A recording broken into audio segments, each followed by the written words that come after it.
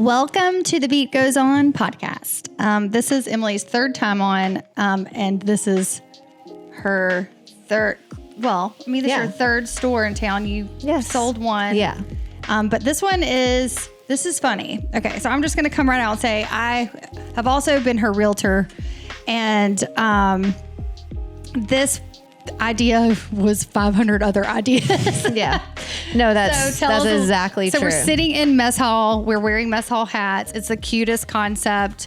We'll go over what it is, but if you want to see it, you got to come see it fully for yourself. Yes. So we are an immersive experience. We're a build your own trucker hat bar with a cafeteria theme.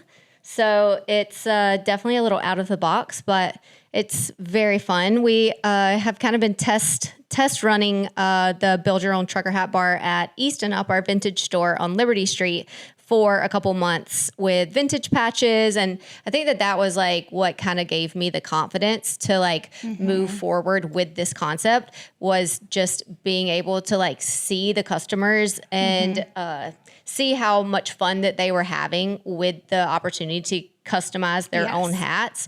And I've done it a few times. It's so fun. Yeah. And I think that customization is definitely something that's been trending in retail for a really long time. We did it on a wholesale level. And then we really wanted to like bring that into our retail stores. We have our wide brim hat bar at Mamie. We have we had a trucker hat bar at East and Up. Now we're going to be bringing in a new concept at East and Up so that we can kind of like test run it. So you never know what's coming next. But I think that's what gave me this confidence to really move forward with this concept.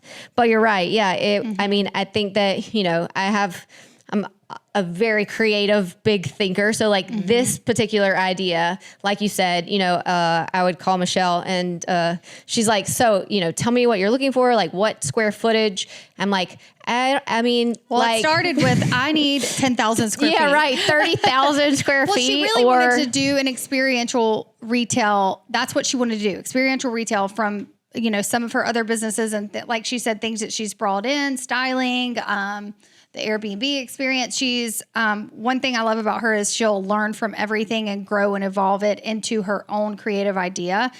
She's done that with everything that she's done, but this time I was a part of the of what it evolved to. Yes. And as luckily in 270 square feet.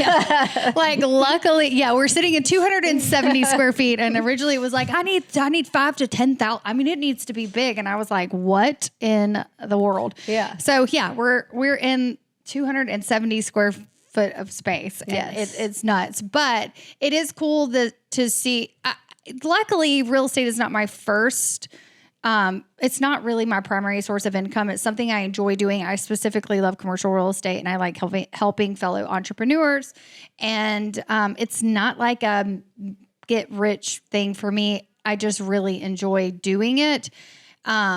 So helping her look at 9,000 spaces is fun because I get to hang out with my friend. So I'm just throwing that out there.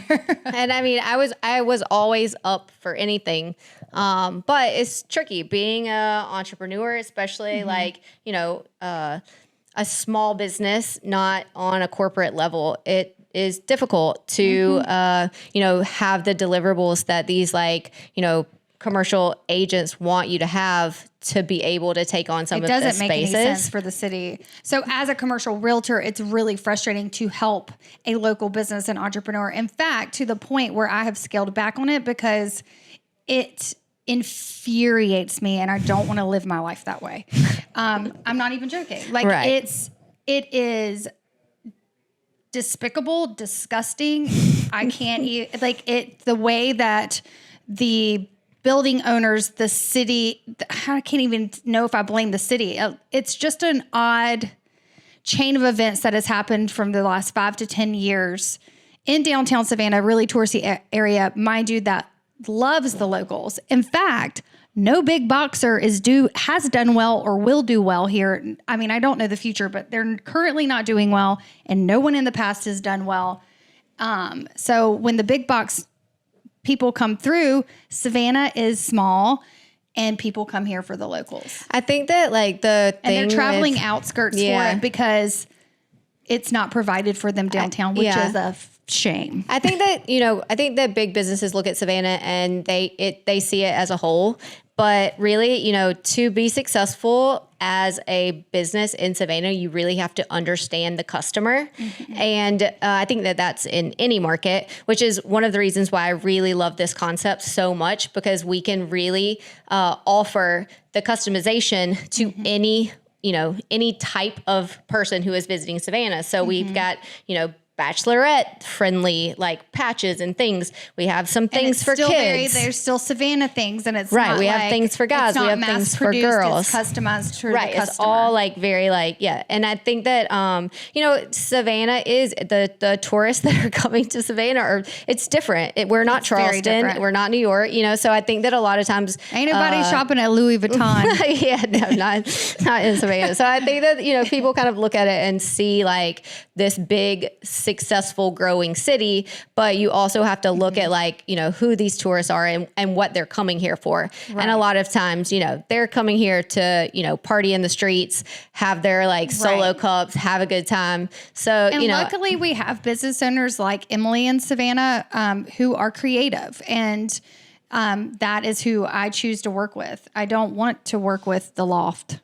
I just don't. So I want to work with a creative person, because actually that's what it's going to take to make it in the city with the commercial space, which is why we're sitting, like we said, we're sitting in 270 square. Yeah, I think you have to be flexible. Let's just talk about, okay, so she opened the week of St. Pat's. I haven't even had the chance. Have you looked at the numbers of the people that came through the city? No, I have no idea, but I know so it's hundreds and hundreds of thousands of people. We're the third largest St. Patrick's Day parade in the country. Yeah, I think that they said there were more people came this year than had ever come in the past. It was the 200th anniversary. I think people, think Boston. I know that's one of them. I think that they assume, and then they're like, wait, what? Savannah, Georgia has the third largest St. Patrick's Day parade and celebration, and we do it well. Yes. So she opened that week on one of the main strips here, actually right across from where my business used to be. And it's the main, I would say it's like the Bourbon Street, if you want to compare it to New Orleans. Yeah, for sure.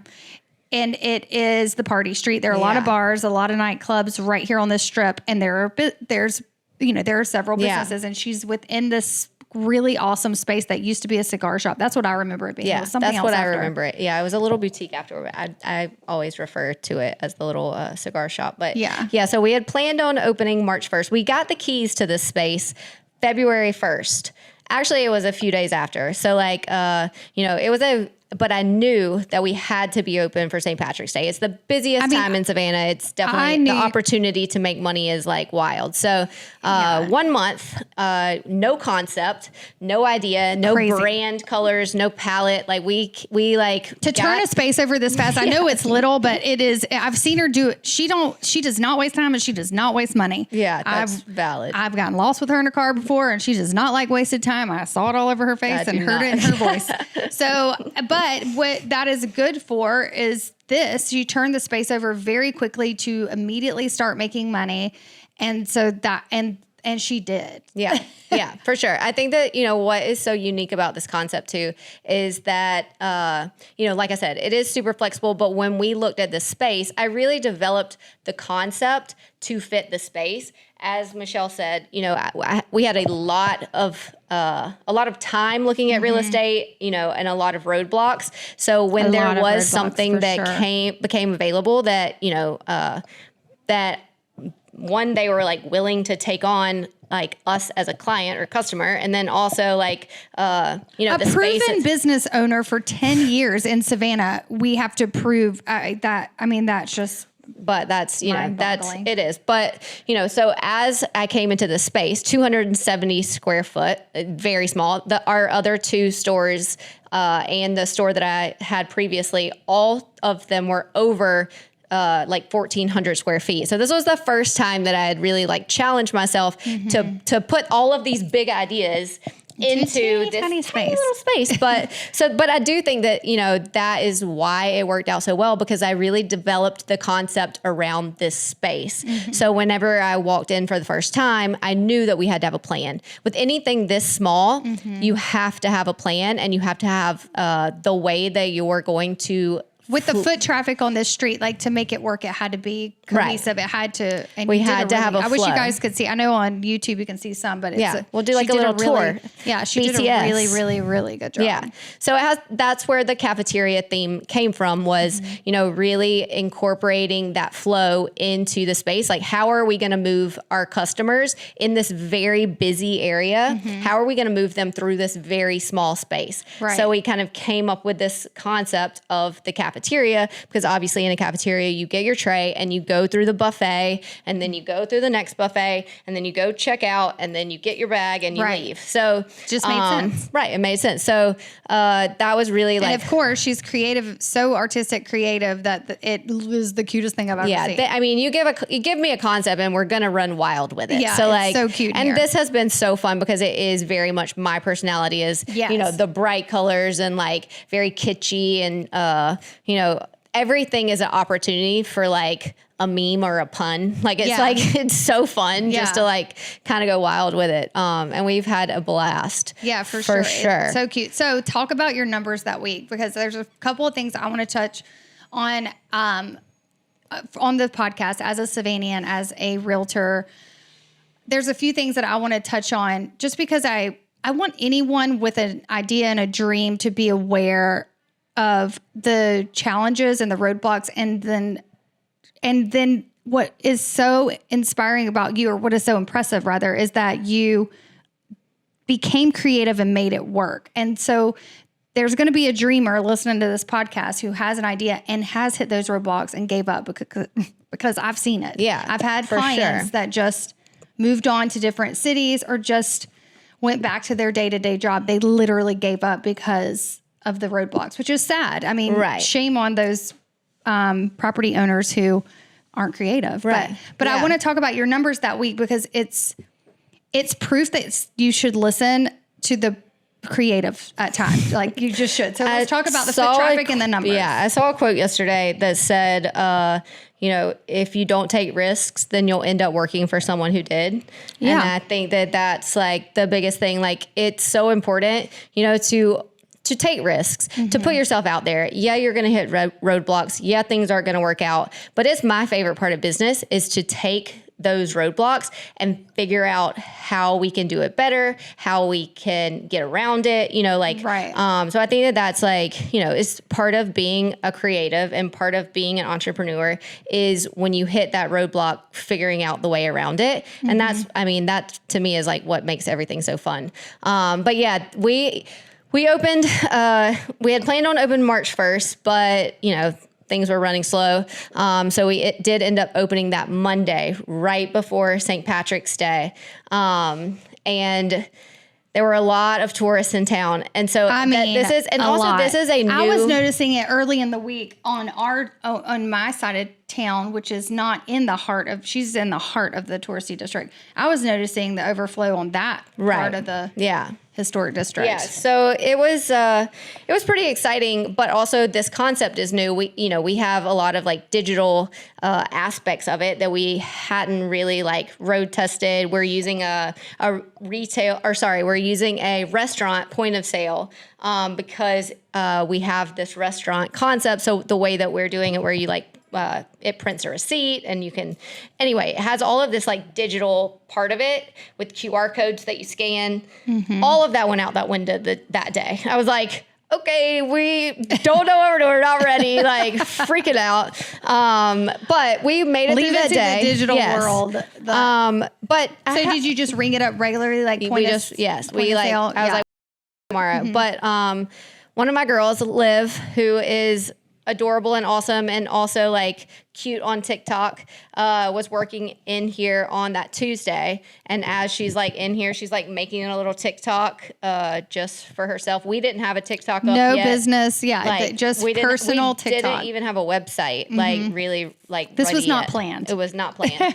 But she did this cute little TikTok and hit post and then worked the rest of the day. She was busy, got home that night and she like looked at her TikTok and it had upwards of 300,000 views. Viral. It has like 10,000 cents. And there was no thought. It was like thoughtless. It was. It was cute, but like, yeah, there was no strategy. Hashtags or strategy. Yeah, it was just like she just kind of like an threw it up authentic there. post of an honest girl organically starting her day. Yeah, exactly. So the next day, by the end of that night, it had over, I think, 500,000 views, like 30,000 hearts. I don't do TikTok, but like likes, sends, saves, like all of the things. So the next day we rolled up here 15 minutes before opening and there was a line. Yeah, that's a line. I mean, we were blown away. I've never seen like true like virality like happen.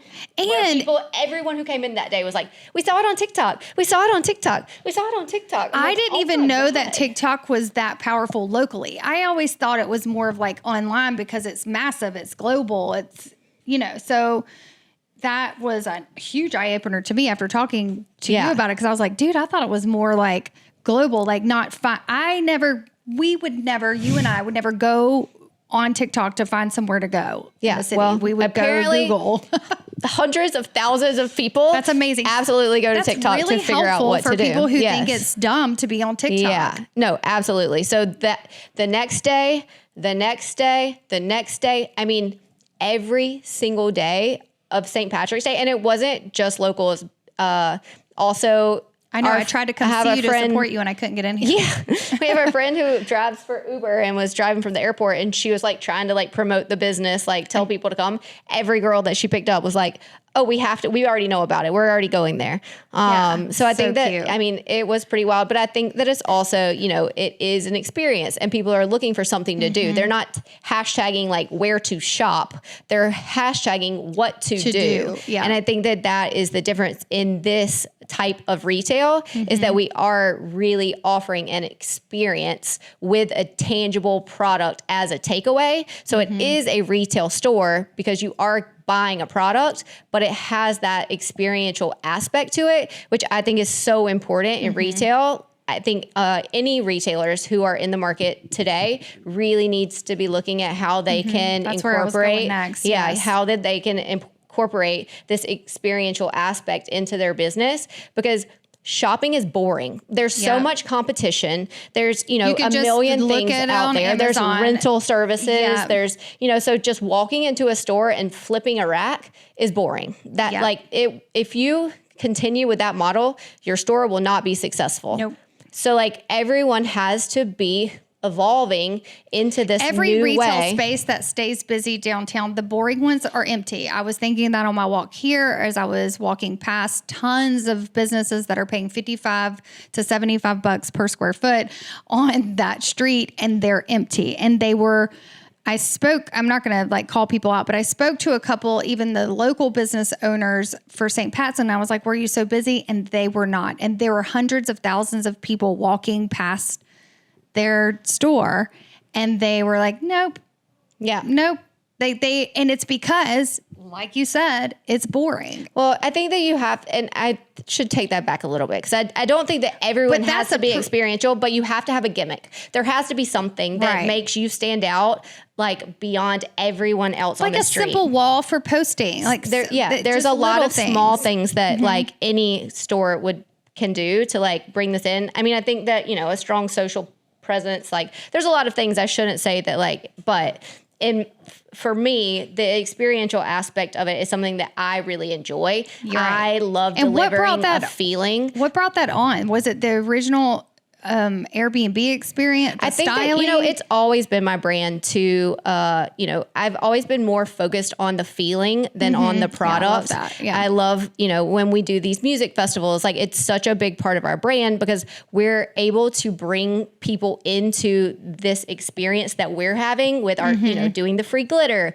and dancing. And like, we're bringing them into this very like feel good moment that we're having. And those are some of the moments. Much like music and things those like are that. The customers that become a part of the brand. And I think it's the same way, when a customer walks into our store, we want them to have that feeling. So like, I think that, really focusing on the feeling that we're delivering to our customers rather than the products that we're trying to sell them is what's different for me, is what I love about retail. Yeah. And when I'm talking to my staff, like with Mamie Ruth, it's very festival. With the vintage, you really you feel like you're in that era, in that time. We try to curate it very well. But you tied it in really well still with Mamie Ruth. So you could wear the pieces from Mamie Ruth really well with the vintage pieces at Easton Up.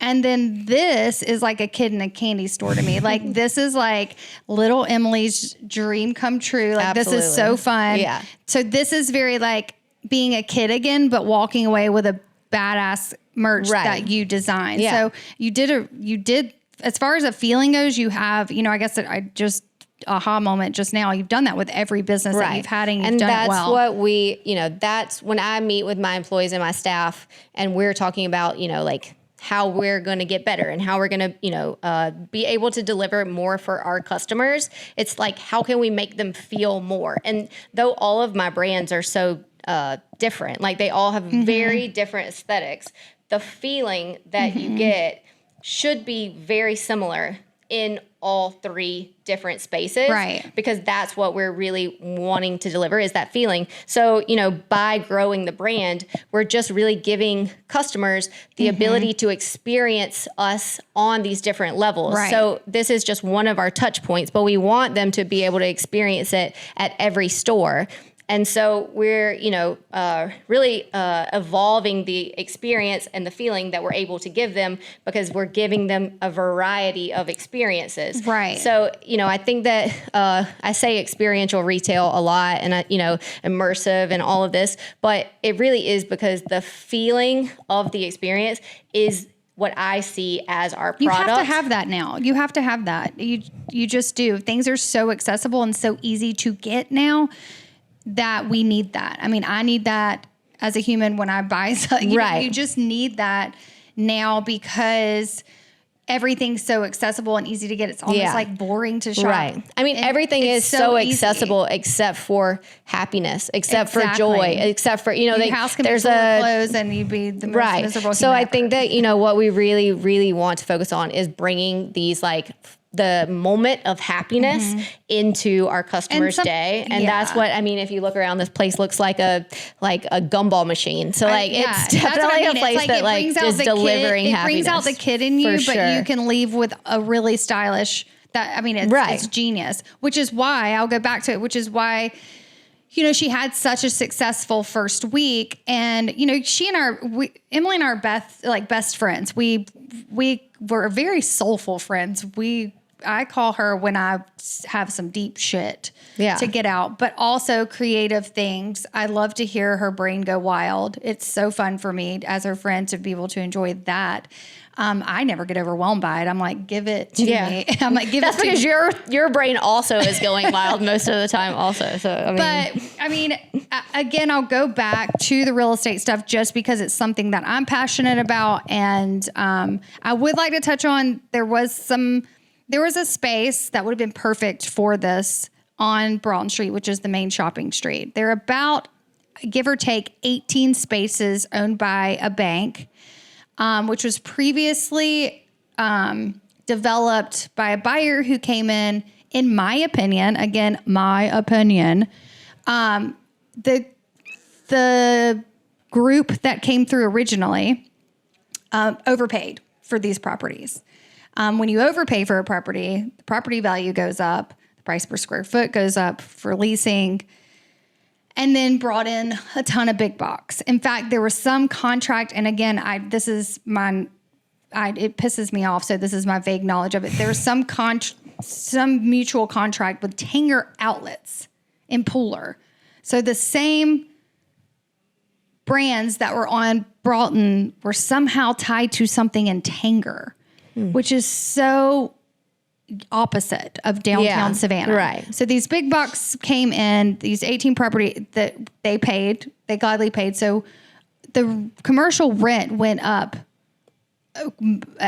astronomically. But if you're seeing the positive side of everything, Broughton Street is more beautiful than it was before. And then somehow that group left town, and it was turned over to a bank. And the bank, I would love to meet the person who makes these decisions. I wonder if they frequent Savannah at all. But it really is affecting the personality I think of the street. So we'll get to this point. One of these properties was a smaller property. It was how many? Yeah, I think it's about 500 square feet. Oh, it was smaller than that. Yeah, no, it was small. And I think that like, because we had been looking for so long, when you see something, or when I saw something that seemed attainable, because, like Michelle mentioned, the rents on Broughton Street are astronomical, and we're really trying to evolve. And I knew that this concept is going to be so good for downtown, knew it was going to be a destination. People are coming. So it's going to be good for the area.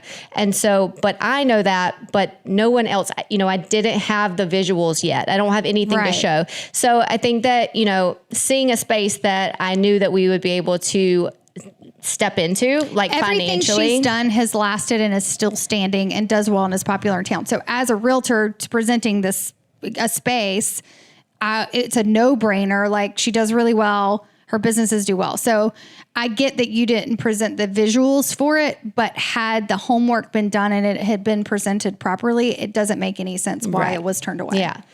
Agree. But you know what? I think that as I know that you also believe, is like the way that things happen and fall into place are how they're supposed to. And so, though that you don't want to be tied up with that bank anyway as your landlord. Though it seemed like the perfect space, I think that, again, because I'm an entrepreneur and I don't let things, I was very upset about not being able to get this space, and it did put a fire in me, but I did not let that get in the way of me continuing to figure out where I was going to go, where I was going to put this space. And it wasn't maybe 2 weeks later, not even that, I drove down this street, saw the little available sign, and called the property. And it's a very different type of property too. It's tied into a gallery. It's really cool. So we're in an art gallery where all of the spaces are occupied by artists. It has a community courtyard where we can host pop-ups and have events. So it's definitely incredibly community oriented. They were so eager to get our concept in because they saw the value in what it could do for the area. And also because there are so many amazing artists here, that this concept has that very strong artistic background and creative background that fits really well in the space. So like, you're where you were meant to be. Right. In the grand scheme of things, though that didn't work out at the time, I think that it wasn't supposed to. Right. And I think that, this is a really good, refreshing version, because she was fired up. I have been fired. It had and I do feel strongly. Well, there was one part where, like, when she wanted the massive space, like, she did have this whole pitch deck for this massive idea, which is a great idea. And I still believe in that idea as well. I do too. But we were looking at different spaces, and she was considering spaces. Savannah's small, so there's like a million realtors and like this much real estate. So there's more, it's like flies on meat.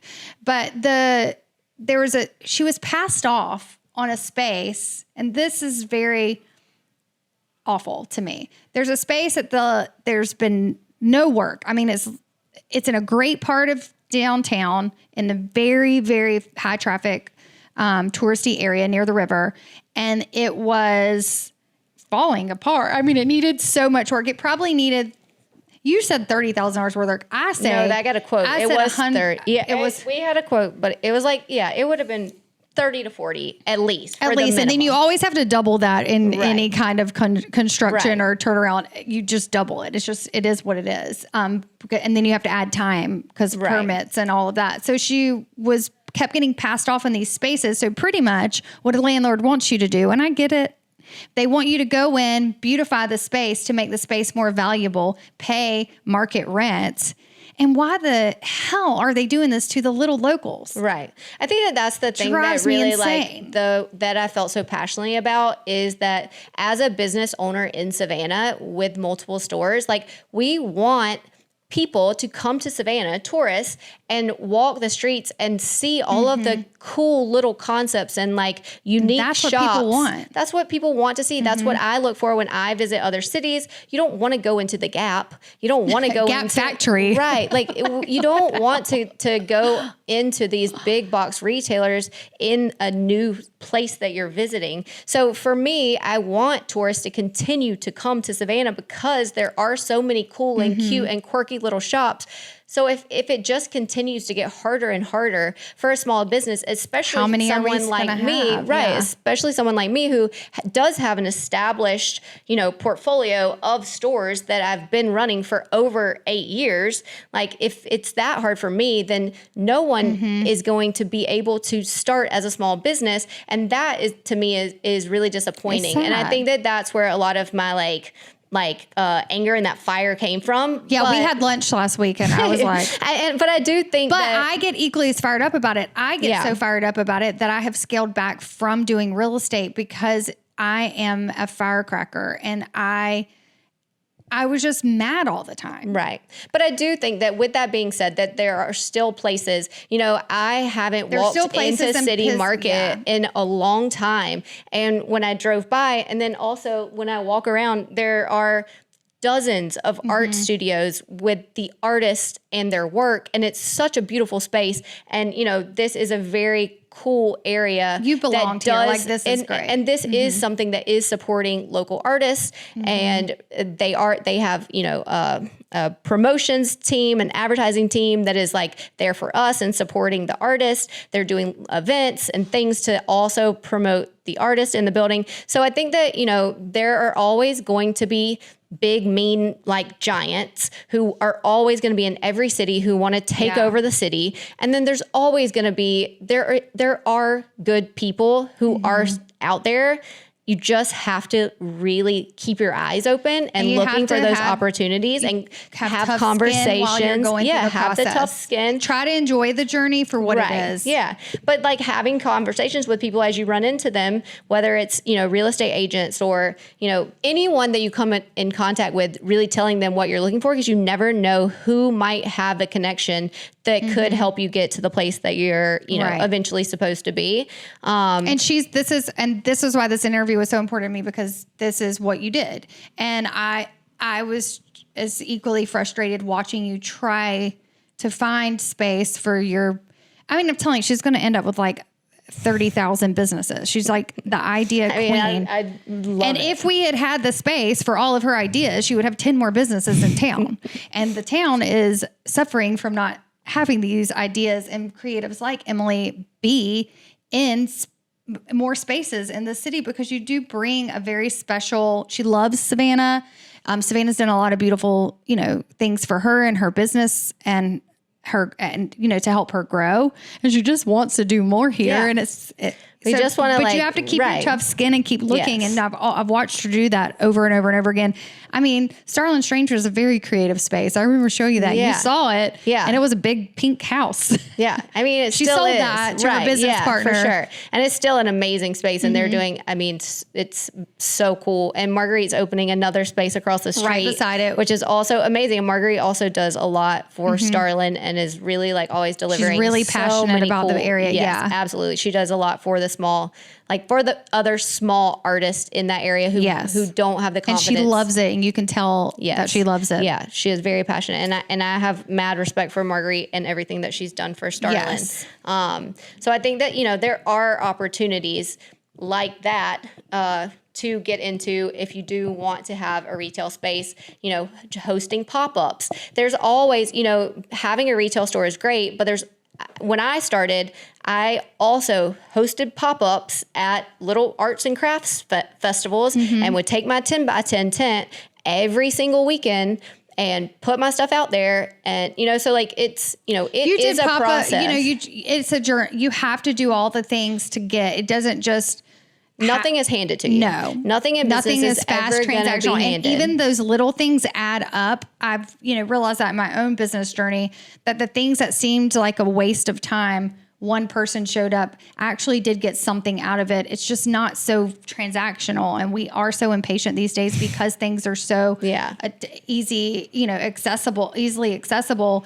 But enjoy the journey. It's a breath of fresh air to hear this side of things, because she was a lot frustrated originally about that. When we had lunch last week, I was able to vent about my frustrations in real estate, and with my friend who I've tried to help find spaces. We share that frustration, but kudos to you for finding a space like this to work and doing crazy numbers and having a line out the door for days and days in a row. And even we came in, like, it's a steady space. Like, we came in on a slower day. You know, it's the calm after the storm of St. Patrick's Day here in Savannah is usually crickets, honestly. Right. And it was still not. When we came in here to look at it, you had 2 customers walk in. Yeah. We had to quickly move out the way. So even after like a typical like crickets week, it was not. No. And I think that's like, a testament to how much people do want to have that experience. We had people who like came back every day until they finally locals who were just waiting on that slow week. Some people have come like 3 times and made like 3 different hats. It really is so much fun. Like it's a fun work activity. There's a lot of businesses around here, a lot of corporate office, real estate offices, attorneys' offices. I could really see this as business conferences coming here as a corporate team events building for weddings. We have 2 pop-ups. So we've already actually the end of this week we'll have 2 pop-ups ready for pickup down in Orlando. Yeah, that's amazing. So it's going to be a mess hall social club. It's an ice cream cart. And it's going to have so we'll make like custom patches for weddings. So people could put like their J plus E with like a little heart and like ring. Things that they like, and guests can customize their own hat. So cute. It's a great photo op. It's just adorable. So like that, we're going to be like fun thing expanding to do with into someone. That. Yes. Yeah. When I did the hat for Christmas, so Christmas party, both of our businesses, Mamie Ruth, are in a building. It's all women. We call ourselves the Ladies of Liberty, because it's a ton of female-owned businesses on this street, and it's more of a local strip to shop. But the tourists dang sure find their way over there because there are hotels that way. But I was so excited about her hat bar. It was not the trucker hat bar. It's like a cowgirl hat bar, and I was really excited about it.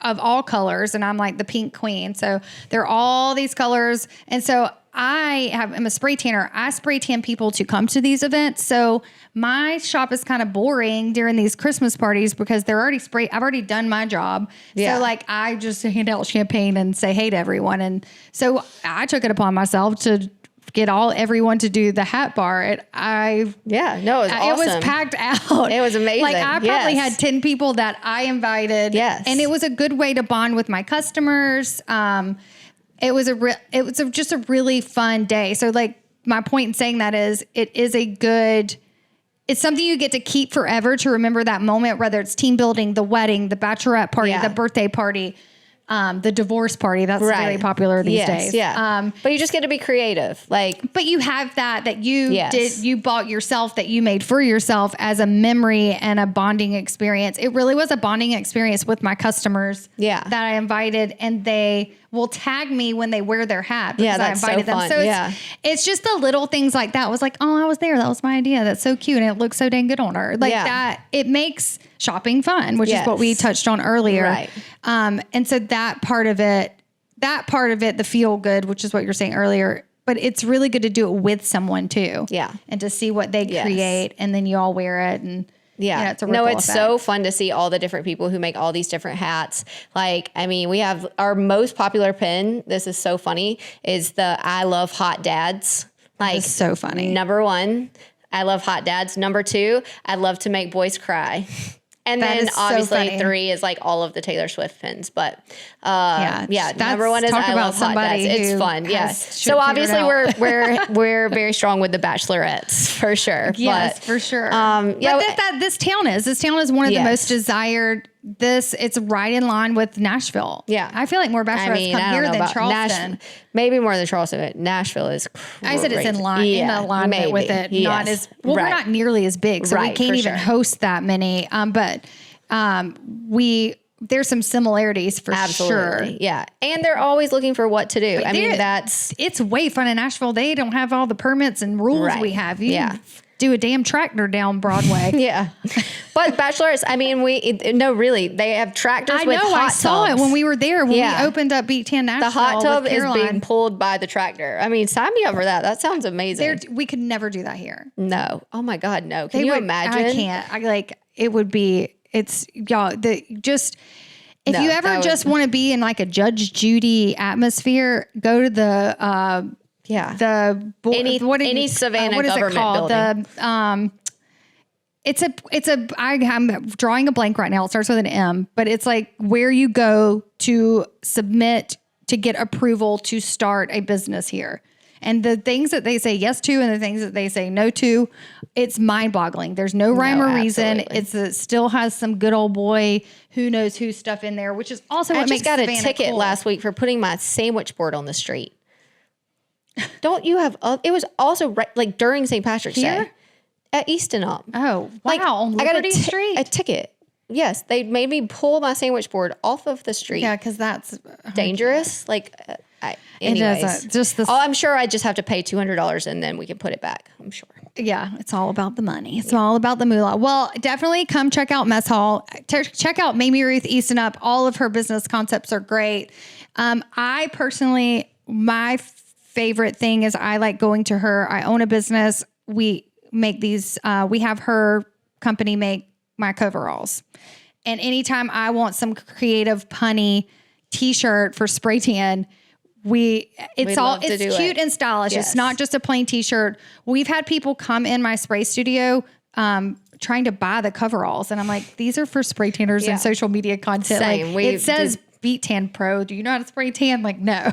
So it's really, they're that cute. So if you own a business, I would say contact that. And how do they contact you? Just wholesale at mamieruth.com for like the jumpsuits. We have a direct to garment printer if you know anything about printers, but we do wholesale printing for businesses. We can do in a more creative, fun way. Sure. Just like all of her other businesses, she does it in everything. We're an experiential marketing agency. Yes, exactly. If you need any consulting on how to make your business more of an experiential concept, I would love to do that. I love any opportunity that I can get to like flex my creative brain muscles. I mean, I think that this is a blessing and a curse. My brain never stops and I have a billion ideas. But I love it. But I also love to help. Because I'm the queen of, well, you know what you should do. This is like I hate it about myself. Give me one cocktail and I'm like, well, you know what you should do. Not everyone loves you know what you should do. It's love it. I mean, I love it. I'll do like a 180 from an idea just because we all need friends like that. Emily is definitely my friend like that. I love it. In fact, we're doing the 10th anniversary Beat Tan party. I think we're going to do it at Harley's. I have the best friends in the world at Sorry Charlie's, and I'm hiring her company because I don't have the bandwidth to even come up with the creative idea for all of the spray tan partners to do here. So, and I sure as shit don't want it to be boring. Yeah. So, and it won't be if Emily comes in and does it too. So, all right. So all your social media pages, that might take a minute. You go ahead and tell where to find you. Go ahead and tell where to find you. Mess Hall. So it's Mess Hall Sav, mess.hall.sav.